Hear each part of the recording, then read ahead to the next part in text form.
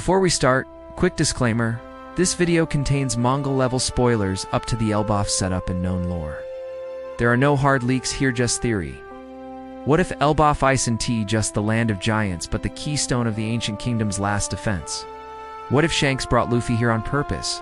Usopp will become a real warrior of the sea, and the final Road Poneglyph is hidden in plain sight, carved into something only giants could move. Welcome back, crew. If you love deep One Piece dives, hit subscribe and ring the bell today. We're cracking Elbaf lore, players, and the endgame moves that could flip the new world. Elbaf has always been more than a detour. It's the strongest kingdom of warriors, home of dorry and brogy, and a culture that respects honor, oaths. In story, the exact stage where Usopp's lies become truths. Giants live long and remember things the world government once forgotten.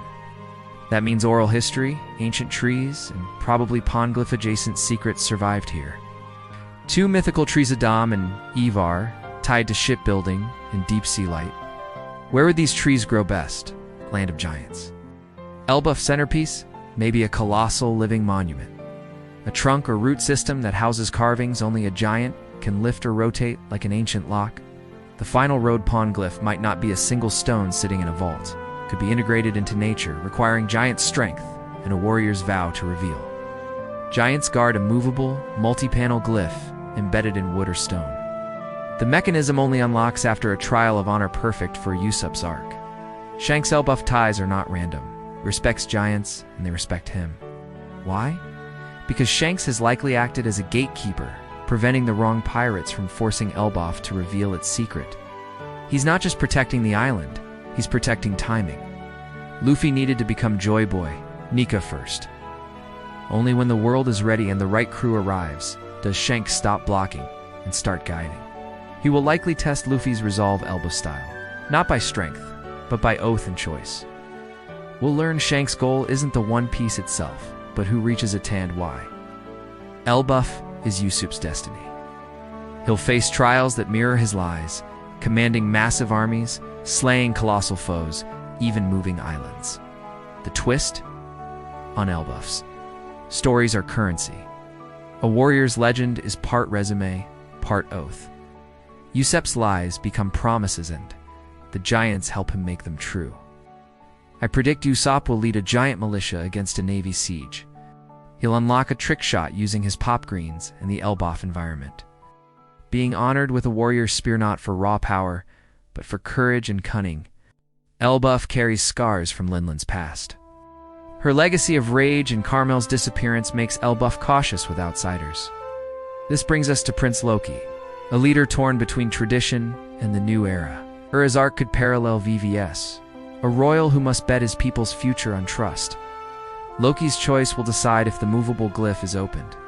A faction of conservative giants will likely oppose outsiders, but dorry and brogy will back Luffy, swinging public honor in the Straw Hat's favor. If the last Road Poneglyph is part of a giant construct, the world government will want it. Expect a Buster Call Plus, led by someone who hates myths becoming reality. Or a rival like Blackbeard tries to steal the info without the trial, causing the mechanism to malfunction. That's when Usopp saves the day with a ridiculous plan that actually works. When the oaths align, the path appears.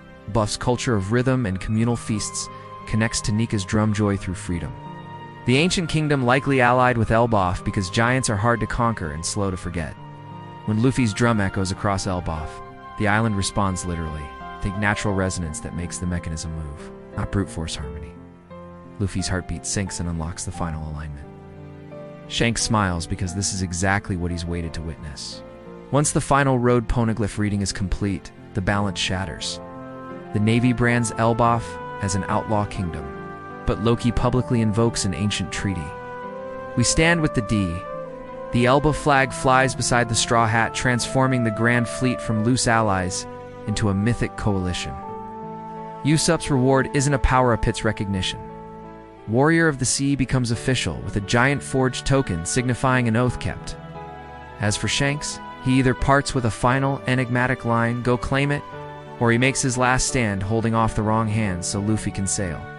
Either way, Shanks' role shifts from Guardian to Catalyst. Here are some rapid-fire mini-theories. The Elbaf Library is an oral archive. A singer recites history to trigger the mechanism. A secret giant blacksmith reforges a relic from the Void Century. Oimo and Kashi return to become Usopp's personal vanguard, and Loki's trial is a trial by story. Usopp must tell the truth, and the truth must move giants to tears. Truth is greater than power. If Elbaf is the keystone, then Shanks is the gatekeeper, and Usopp is the key. Did I miss a rune on the tree? Drop your Elbaf clue in the comments. Like if you're hyped for Usopp's legend. And subscribe for the next deep dive Blackbeard's counter move from the shadows.